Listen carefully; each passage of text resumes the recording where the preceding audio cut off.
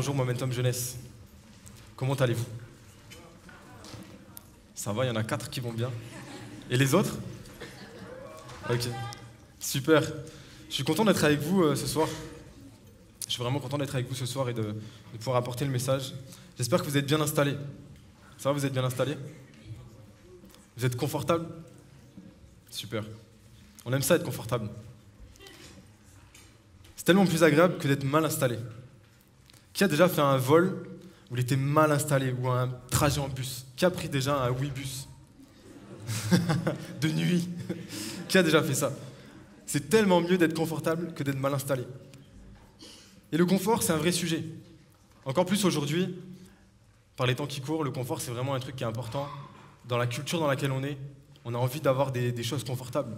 On a envie d'être au top du top. Non pas juste pour avoir des possessions, pour dire moi j'ai ça, moi j'ai ci, mais juste pour les avantages que ça nous amène dans notre quotidien. Dès notre plus jeune âge, quand on est à l'école, on va devoir choisir pour nos études.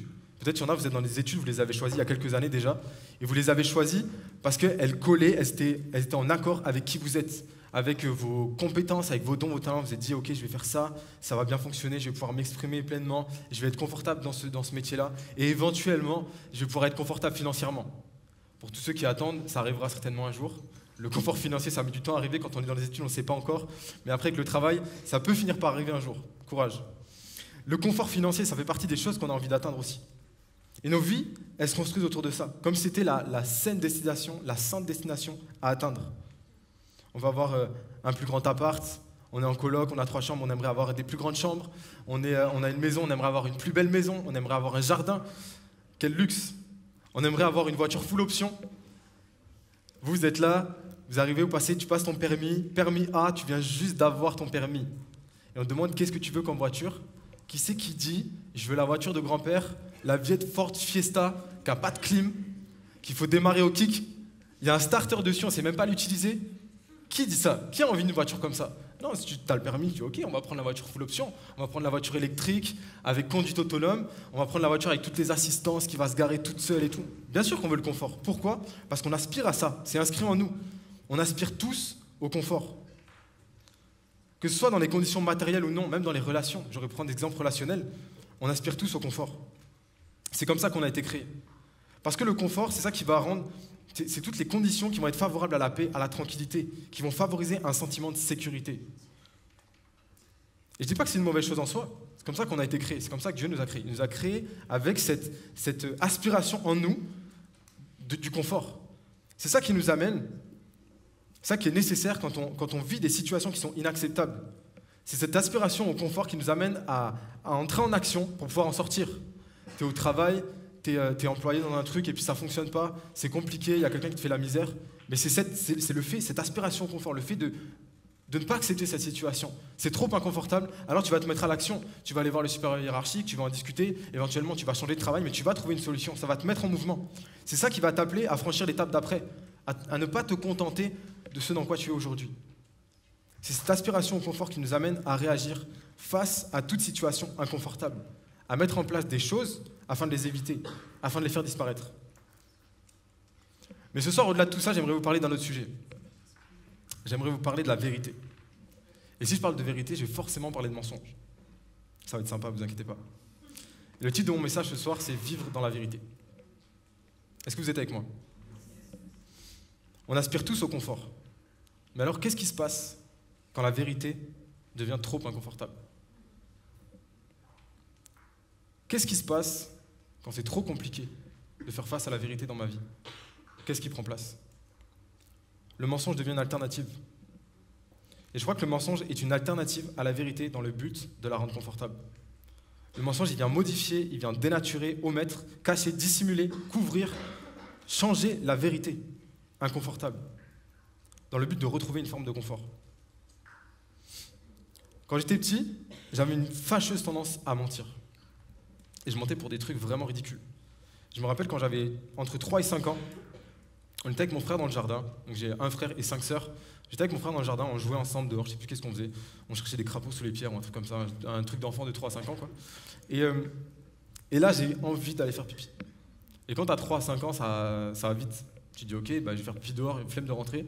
Et du coup, je fais pipi sur la roue de la voiture. Et je me dis, c'est bon, c'est réglé, tac, je repars. Je retourne jouer, je me dis, c'est bon, personne n'a vu, tranquille. Et là, ma mère part dehors quelques temps après, et elle voit sur la roue de la voiture qu'il s'est passé quelque chose.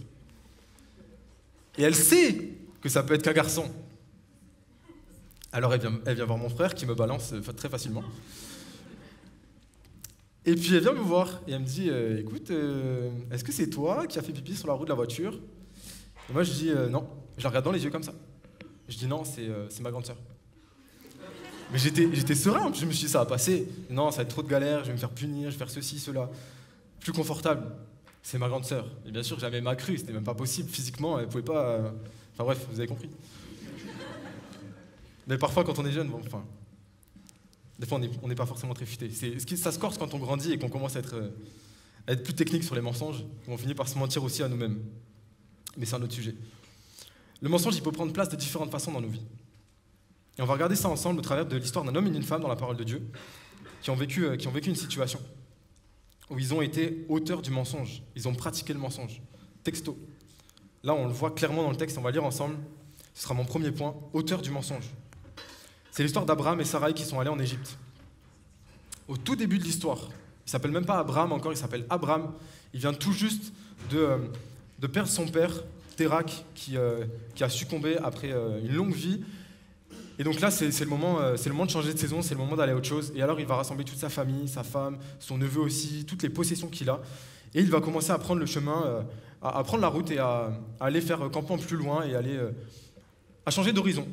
L'Éternel le conduit ailleurs. Et étape par étape, un peu comme des nomades, ils vont déplacer leur campement progressivement et puis redescendre vers le nord. Et donc, ils redescendent de plus en plus, ils passent le long de ce qui est aujourd'hui Israël, ils descendent un peu plus loin. Ils vont finir par s'installer dans le désert du Negev. Le désert du Negev, c'est entre Israël et l'Égypte. C'est cette partie-là qui est là, et donc ils s'installent là en plusieurs étapes. Ils font de la route, ils s'arrêtent, ils s'installent, et ils continuent d'avancer. Et à ce moment-là, il y a une famine qui va prendre place dans le pays. Eux, ils ont beaucoup de troupeaux, et du coup, la famine, ça pose problème. Les troupeaux, c'était la richesse de l'époque. Si tu avais beaucoup de troupeaux, tu étais riche. Ça ne se comptait pas en pièces d'argent, alors il y avait ça aussi, mais le fait d'avoir des troupeaux, c'était une vraie richesse. C'est à ça qu'on le mesurait. Et si jamais il y a la famine et que les troupeaux ne peuvent plus manger et que les bêtes meurent, alors on perd tout ce qu'on a. Donc il faut trouver une solution. Et alors, Abraham et Sarai vont prendre la direction de l'Égypte.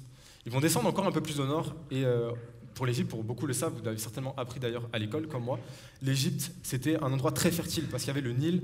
Et le Nil, c'est un fleuve qui a beaucoup de crues, donc il y avait beaucoup d'eau qui allait sur les côtés. La terre était bien imbibée d'eau. Donc même quand il y avait des périodes un peu compliquées, l'Égypte a toujours été une terre où c'était fertile et où, quand il y avait la famine, les gens allaient là-bas pour trouver de la nourriture. Alors Abraham et toute sa maison, tous ceux qui étaient avec lui, les serviteurs, les servantes, tout le bétail, vont jusqu'en Égypte.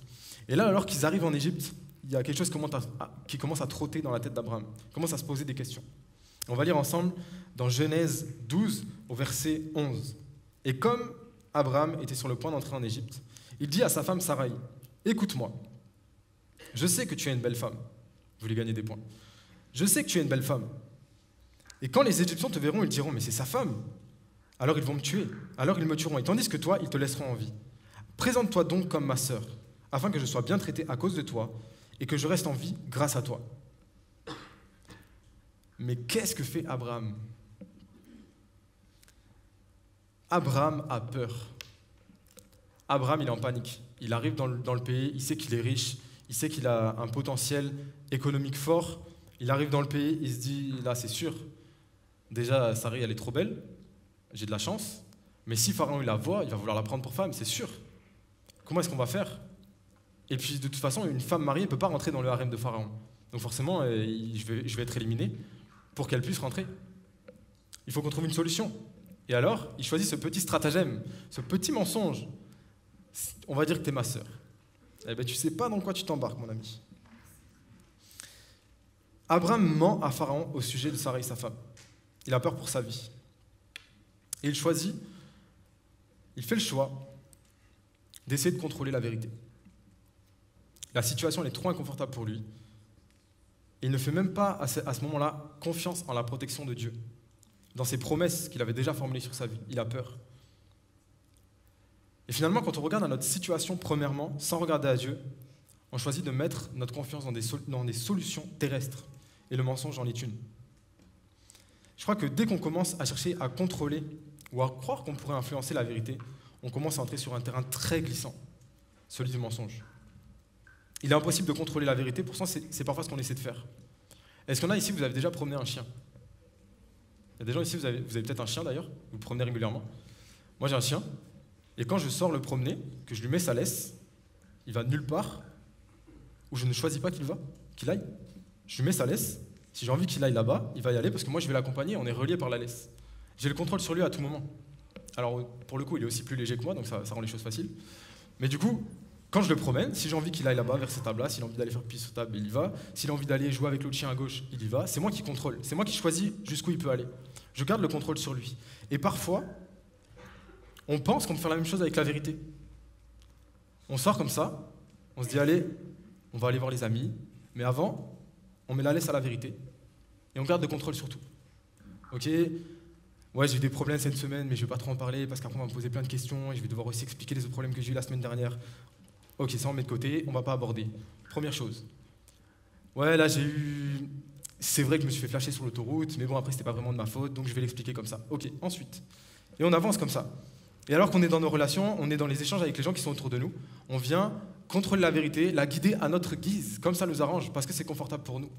Ok, on va aller ici. Oula, voilà, c'est mon historique internet, on va pas y aller. On va aller ailleurs.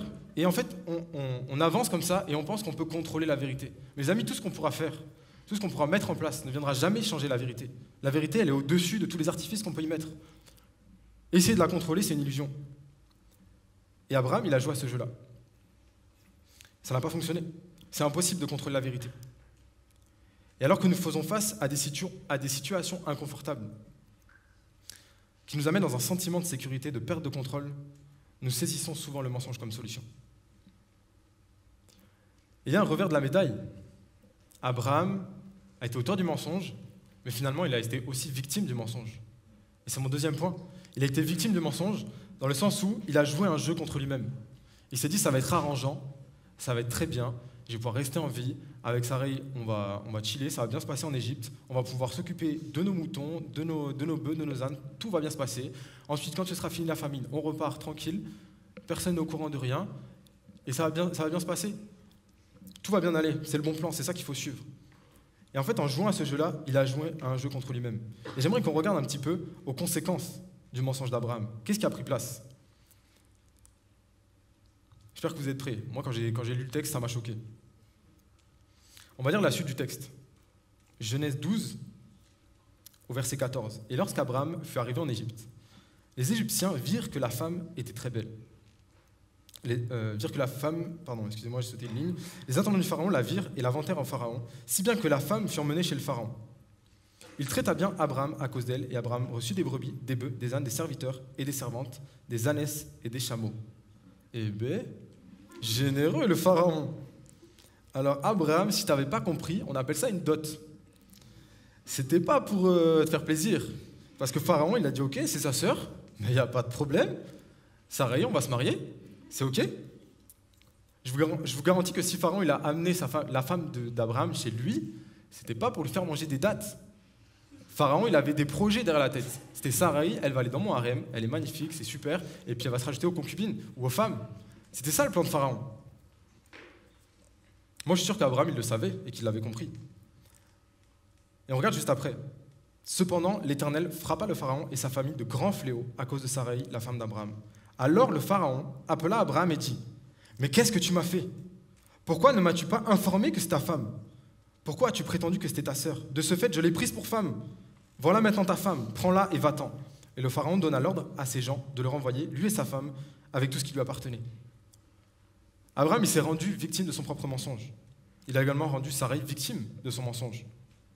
Elle a joué le jeu, mais elle en a été victime aussi. Les relations avec Pharaon en ont été vraiment dégradées. Ils ont dû quitter le pays dans lequel ils étaient venus pour trouver refuge. À cause du mensonge, ils ont dû partir.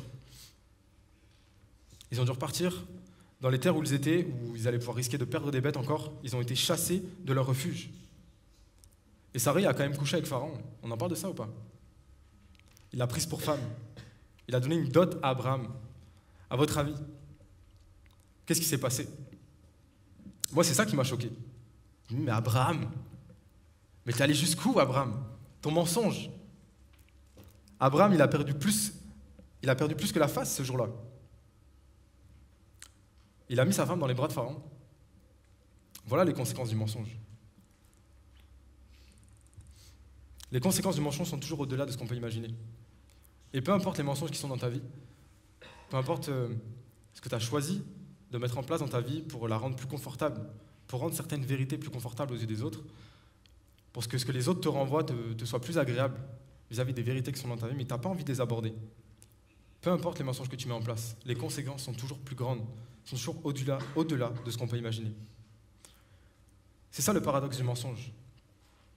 Le mensonge, à la base, il a juste pour vocation, et c'est comme ça qu'il vient toquer à la porte, il a pour vocation le confort. Ce serait tellement plus simple si tu disais pas ça. Ce serait tellement plus simple si tu le disais comme ça. Mais au final, son orientation, c'est la mort. La destruction des relations, la destruction de qui tu es, de ta propre confiance en toi, ça va amener de la culpabilité, ça va amener toutes ces choses-là. C'est ça le paradoxe. Tu penses que ça va être plus simple, mais au final, les conséquences sont tellement plus grandes. Le mensonge, c'est une illusion. Et la vérité est toujours plus forte que le mensonge. Elle finit toujours par trouver raison. Le mensonge, c'est un peu comme une pub de télé-shopping. Ça a l'air d'être le meilleur produit. Vraiment le meilleur choix à faire, t'en es convaincu. C'est vraiment le truc que t'as pas qui va t'aider dans ton quotidien. C'est vraiment le choix le plus utile. Alors à côté de ça, ça coûte 817 €, tu peux le payer en plusieurs fois avec des intérêts, et dans 2 semaines, ce sera cassé. C'est la même chose. Ça te convainc que c'est utile, ça te convainc que c'est la bonne décision à prendre, mais au final, tu en auras des conséquences juste catastrophiques. Saisir le mensonge plutôt que de saisir la main de Dieu amène des conséquences défavorables. Alors que le mensonge, il avait un objectif de confort, dans plein d'aspects, il va venir semer la mort, au même endroit où tu voulais sauver ta vie. Abraham, il est venu en Égypte dans le but de sauver sa vie et celle de sa famille. Il est venu là parce que c'était l'endroit le plus sûr, où il allait pouvoir prospérer, où il allait pouvoir continuer de faire son commerce, il allait pouvoir peut-être mettre en place des accords commerciaux avec Pharaon. Peut-être qu'il avait tout un plan en tête, il avait tout un business plan et ça allait bien se passer. Au même endroit où il voulait sauver sa vie, la mort était semée. Imaginez la situation. Imaginez Sarai, elle tombe enceinte de Pharaon. Les conséquences sont toujours au-delà de ce qu'on peut imaginer.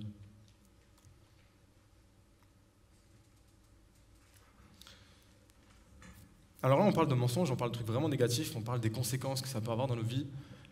Mais il y a un espoir là-dedans. Il y a un espoir là-dedans. Que tu sois victime ou que tu sois auteur du mensonge, les amis, la vérité peut te rendre libre. Aujourd'hui, que tu sois venu avec toutes sortes de choses dans ta vie, parfois des grosses choses, parfois des plus petites choses, peu importe que tu en sois victime, parce que des gens ont posé des choses sur ta vie, peu importe que toi tu le pratiques pour te préserver de certaines choses, la vérité te rend libre. On lit dans Jean 8, 32, « Alors, Jésus dit aux Juifs qui avaient cru en lui, « Si vous demeurez dans ma parole, vous êtes vraiment mes disciples. Vous connaîtrez la vérité et la vérité vous rendra libre. » Les amis, la vérité, c'est une puissance qui libère. C'est une puissance qui est bien au-delà du mensonge. Le mensonge, c'est un artifice, mais la vérité, c'est une puissance. Qu'est-ce que c'est que la vérité ? Dans le grec, la vérité, c'est le mot aletheia, qui vient d'une racine, aléthès, qui elle-même vient d'une autre racine, lantano. Et lantano, ça veut dire secret, ça veut dire ce qui est caché, à l'insu d'eux. Et en fait, le mot a été construit avec le A devant, c'est le A privatif. Ça veut dire que la vérité, c'est l'absence de secret.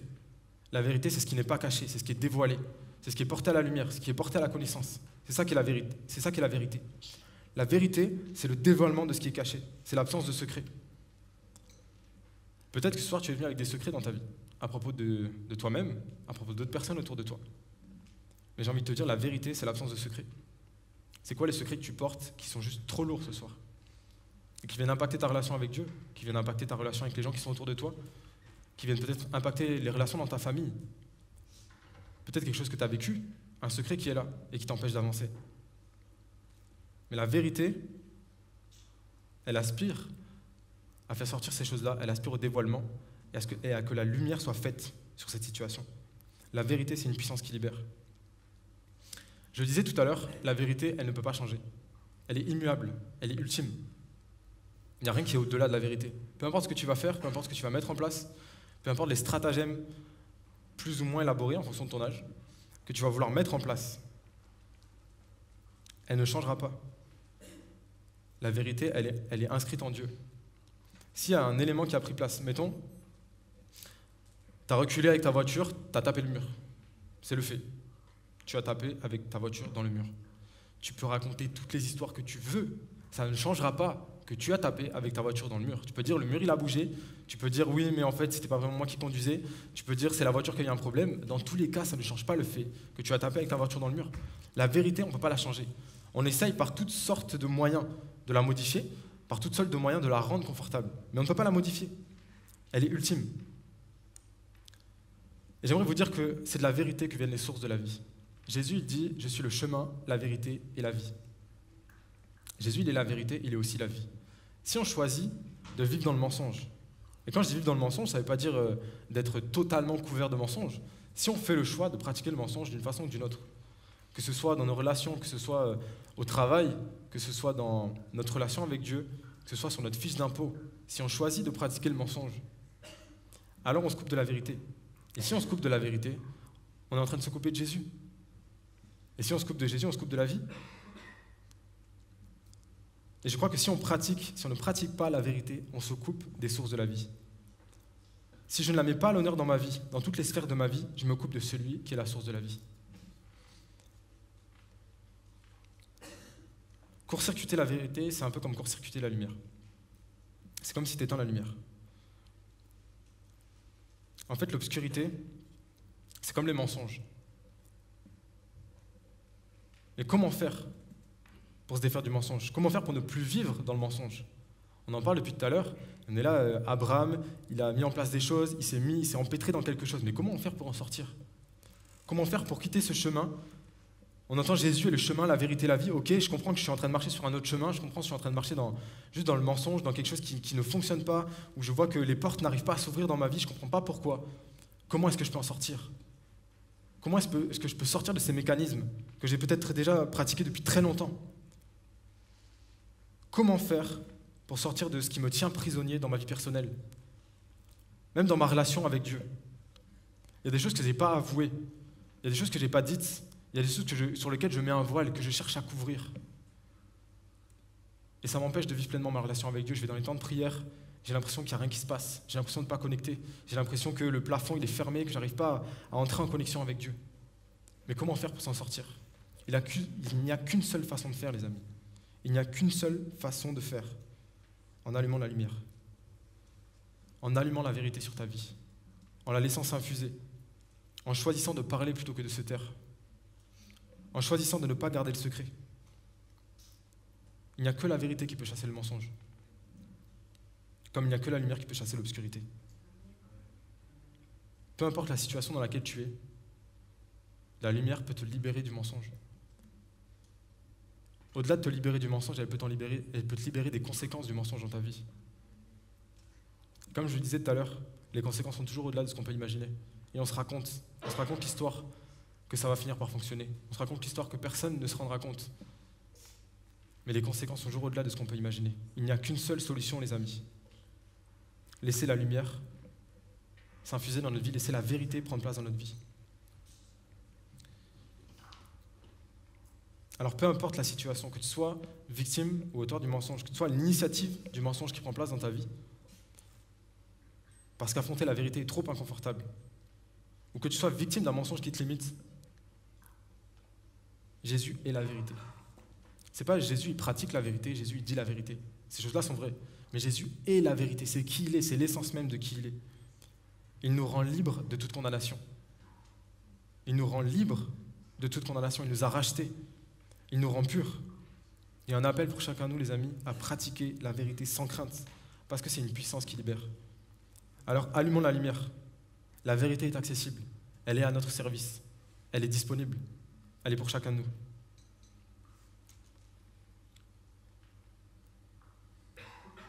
Les amis, je crois que quand on pratique le mensonge, quand on pratique le mensonge, on est à côté de la volonté de Dieu. Quand on commence à mettre en place ces choses-là dans notre vie, je crois qu'on est en train de se positionner délibérément à côté de la volonté de Dieu. alors tu peux prier de tout ton cœur. Tu peux prier de tout ton cœur pour que la volonté de Dieu se fasse dans ta vie. Les portes sont fermées, les amis. Pourquoi? C'est pas parce que Dieu veut te punir, parce que tu as choisi de te placer à côté du chemin. Jésus il dit, je suis le chemin, la vérité et la vie. Il est le chemin. Il est aussi la vérité et la vie. Si tu choisis de te décaler de la vérité, tu te mets à côté, délibérément, parce que c'est plus confortable, parce que tu comprends la vérité, elle est trop dure à affronter. Si tu commences à faire ça, tu es en train de te désolidariser du chemin, tu es en train de te désolidariser de Jésus. Alors tu peux prier pour sa volonté, ça ne fonctionnera pas. Pas parce que tu en es puni, parce que Dieu veut juste que tu comprennes bien que tu aurais dû faire autrement. Pas du tout, Dieu n'est pas comme ça. Mais parce que tu es à côté, tu ne peux pas être dans la volonté de Dieu. La volonté de Dieu, elle se situe sur le chemin. Je crois qu'alors qu'on est en train de pratiquer le mensonge, on ne peut pas vivre la volonté de Dieu. Parce qu'on se situe à côté. Parce que pratiquer le mensonge, c'est toujours contre la volonté de Dieu. Alors il y a un appel à laisser la vérité de Dieu s'imposer dans nos vies, afin de vivre pleinement sa volonté. La vérité, elle est à ton service. Qu'est-ce que ça veut dire? Ça veut dire qu'elle est disponible. Ça veut dire qu'elle est accessible. Tu n'as rien besoin de faire pour mériter ça, pour mériter que ça prenne place. Tu as juste besoin de le saisir. Tu as juste besoin d'entrer en action, de faire le pas, d'ouvrir la bouche, de confesser la vérité.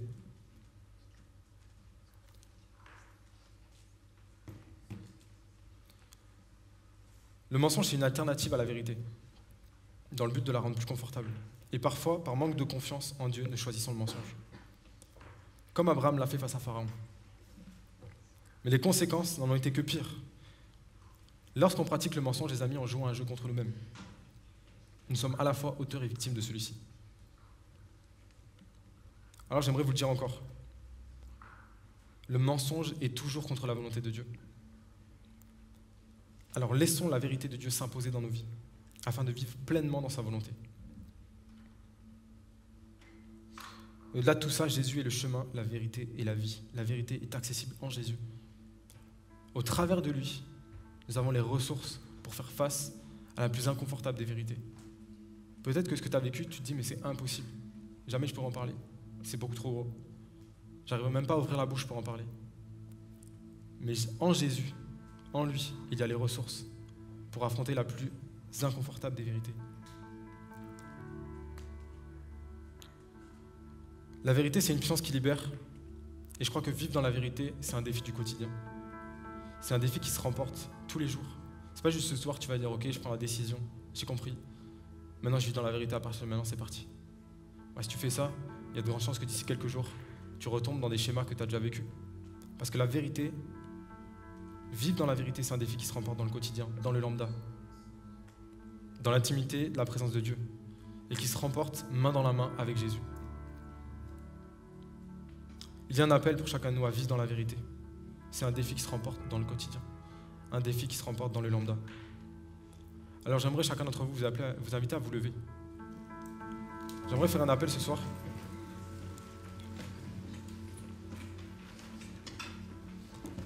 J'aimerais faire un appel pour qu'on puisse avoir tous l'opportunité, tous la possibilité de nous positionner. J'aimerais que ce soir on passe un temps vrai avec Jésus, un vrai face-à-face. Peut-être ça fait très longtemps que tu n'en as pas eu un vrai face-à-face avec Jésus. Tu vas dans la présence de Dieu, toujours avec un masque, parce que c'est trop dur d'affronter la présence de Dieu. Tu penses que tu n'en es pas digne, mais sois vrai avec Jésus. Il est capable d'accueillir ta présence, il est capable, peu importe ce qui est sur toi, peu importe ce que tu portes, peu importe les mensonges qui sont dans ta vie, il est capable d'accueillir ta présence. J'aimerais qu'on passe ce temps vrai avec Jésus. Et peut-être que tu es concerné par le mensonge d'une façon ou d'une autre. Peut-être que tu es venu ce soir et tu mens sur un aspect de ta personnalité. Quelque chose que tu dissimules. Que tu ne laisses personne voir. Personne ne sait que tu es comme ça. Peut-être uniquement une poignée de personnes qui sont très proches de toi. Et tu pries pour que Dieu fasse sa volonté au travers de toi, dans ta vie. Mais il n'y a rien qui se passe. Parce que Dieu veut agir justement au travers de cet aspect de ta personnalité. Il n'y a rien qui se passe parce que tu le tiens caché. Alors dévoile ça aux autres. Dévoile-le aux autres. Dévoile-le à ceux qui sont autour de toi. Sois vrai, sois authentique. Parce que Dieu veut se manifester aussi dans cet aspect de ta personnalité. Peut-être tu te sens concerné par ça ce soir. Peut-être tu te sens concerné par le mensonge vis-à-vis d'un péché que tu pratiques. et que tu te racontes l'histoire que c'est pas si grave, qu'il y en a plein d'autres qui le font. Certainement c'est vrai qu'il y en a plein d'autres qui le font. Mais ils sont juste dans la même galère que toi. Et ils ont besoin d'en sortir et ils ont envie d'en sortir. Peut-être que tu es concerné par ça. Et tu te racontes l'histoire que ça finira par s'arranger. Je t'invite à te positionner ce soir.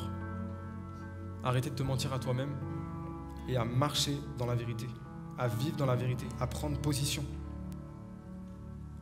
Peut-être que tu es concerné par le secret ce soir. Peut-être que tu portes le secret de quelqu'un. Et c'est juste trop lourd sur tes épaules. Et tu as envie d'en être libéré. C'est le moment ce soir de déposer ça au pied de Jésus. Peut-être que c'est ton secret à toi, peut-être c'est le secret de quelqu'un. Mais viens le déposer au pied de Jésus. La vérité est une puissance qui libère. Viens le déposer. Alors je vais vous inviter, si vous sentez concerné par une de ces trois situations-là, par une de ces trois aspects, je vais vous inviter à symboliquement vous avancer sur le devant. Avancez, faire un pas sur le devant, positionnez-vous. Ce temps vrai avec Jésus, c'est pas un temps où Jésus veut te juger, c'est un temps où Jésus veut te libérer. Il ne veut pas te pointer du doigt. Il veut que tu puisses ressortir libre de ce lieu, que tu puisses ressortir différent de comment tu es entré.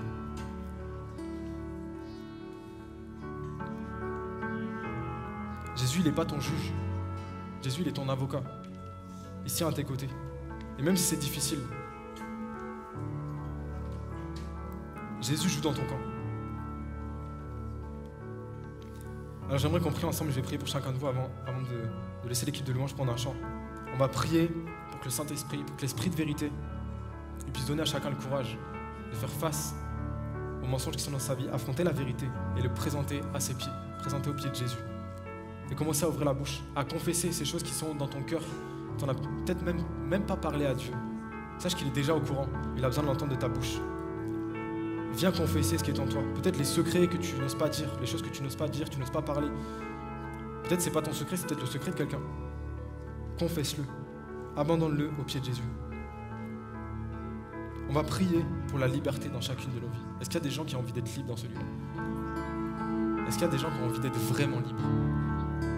La vérité est capable de faire ça. Alors on va prier ensemble, les amis. Seigneur, je vais te prier pour chacun. Je vais te prier, Seigneur, pour tous ceux qui sont ici. Ceux qui sont avancés, ceux qui n'ont pas eu le courage de le faire. Je vais te prier, Seigneur, pour toutes ces situations. Seigneur, tu le déclares dans ta parole, la vérité nous rend libres. Tu es la vérité. Et tu as la puissance de nous rendre libres. Alors je veux te prier, Seigneur, que dans ce temps authentique avec toi, que ce soit des mensonges qui soient déposés à tes pieds, que des chaînes tombent, que des fardeaux soient abandonnés, et que tous ceux qui sont là et qui se sont positionnés, ceux qui ont fait le choix de faire un pas en avant, faire un pas pour dire j'en ai assez de ces conséquences qui sont là dans ma vie, je suis entré dans quelque chose, j'arrive pas à m'en sortir, c'est juste une spirale infernale, ça avance pas, ça évolue pas.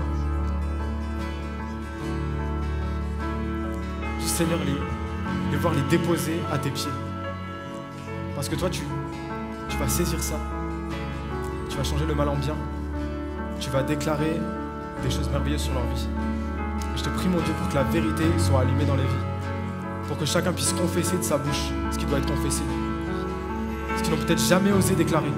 Qu'ils puissent oser le déclarer ce soir. C'est ma prière pour chacun d'eux. Merci, Seigneur, parce que tu nous donnes la possibilité de vivre cela. Merci parce que tu as acquis cette liberté pour nous. Alors que nous puissions chacun la saisir pleinement. Dans le nom de Jésus. Amen.